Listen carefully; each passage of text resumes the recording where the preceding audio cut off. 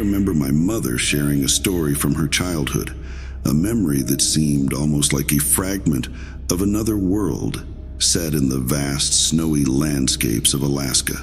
She grew up there with her parents, my grandparents, in a time when life was stitched together with simple joys and hardships.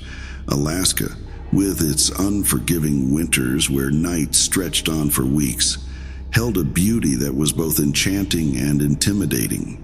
This tale takes us back to the 1980s, to a small, close-knit community preparing for Christmas, a festival that brought warmth to the coldest of hearts. As December's chill wrapped the town, the spirit of Christmas was unmistakable. Lights twinkled in windows, and the air was filled with the scent of pine and the sound of festive songs. My mother, then a young girl of 7, was part of this merry bustle.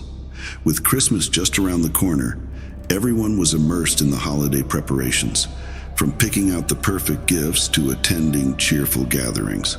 One such gathering was a school play in which the students, including my mother, were to perform.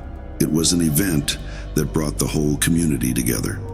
The school hall was a hub of excitement that evening, packed with proud parents whose laughter and applause echoed warmly against the walls. The children, dressed in colorful costumes, gave their all on stage, their faces glowing with the joy of the season. After their final song, a moment of pure magic unfolded. Santa Claus, with his jolly ho-ho-ho and a grand sack of presents, emerged from backstage. The children's eyes sparkled with wonder as Santa began distributing gifts: racing cars, dolls, construction sets, and an assortment of sweets. The hall was alive with the delighted squeals of kids, all except for one, my mother. As Santa moved closer, her excitement turned to unease.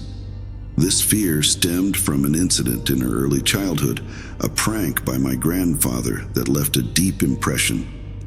He had once dressed up in a tiger costume, intending to surprise her, but it had the opposite effect. Since then, she had developed a fear of people in costumes, finding them unpredictable and frightening. So there she stood, amidst the joy and laughter, her heart racing as Santa approached.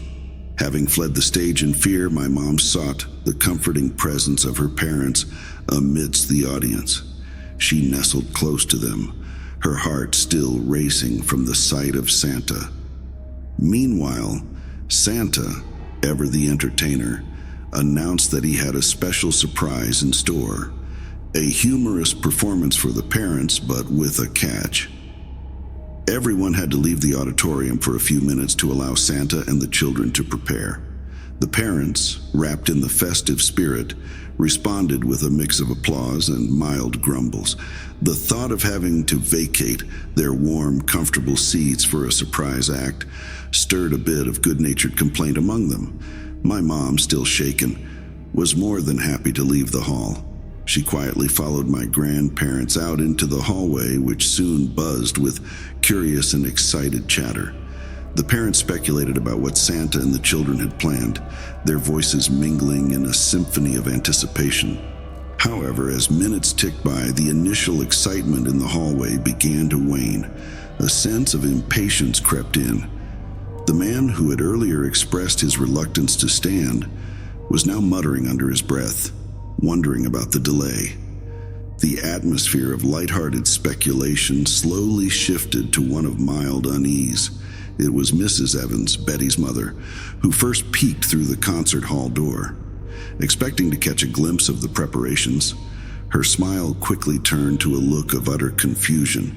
"Where is everyone?" she exclaimed, her voice tinged with disbelief. The hall was completely empty. No children, no Santa, not a soul in sight.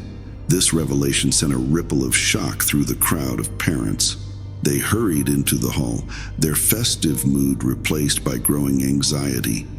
The hall, which moments ago was alive with the sound of children's laughter, now echoed with the anxious calls of parents searching for their children.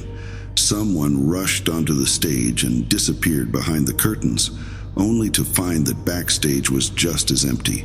The room, once filled with joy and celebration, now held an air of mystery and concern. The children, their laughter, the anticipation of the surprise, all had vanished without a trace.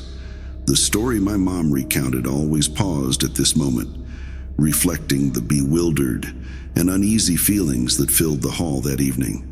The cheerful Christmas celebration had taken an unexpected and mysterious turn, leaving everyone in a state of suspense. The story of that Christmas play, as my mother vividly recalled, quickly descended into chaos. The concert hall, which moments ago echoed with the laughter and chatter of excited parents, was now filled with the anguished cries of those same parents, their faces etched with fear and confusion. Panic set in as the realization dawned that the children were truly gone.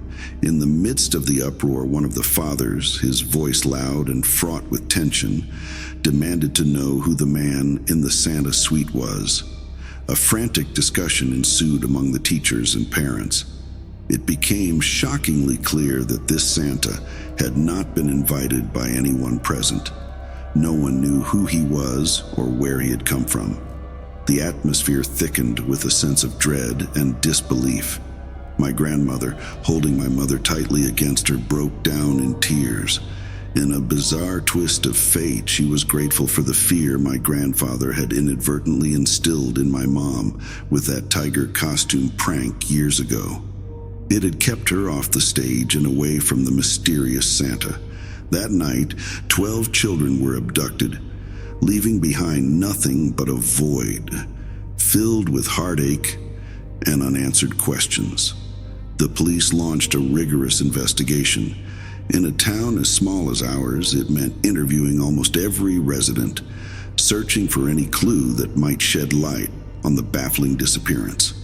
The only lead was a set of tire tracks in the snow, possibly from a van, but it led nowhere. The investigation soon hit a dead end. The children, it seemed, had vanished into thin air.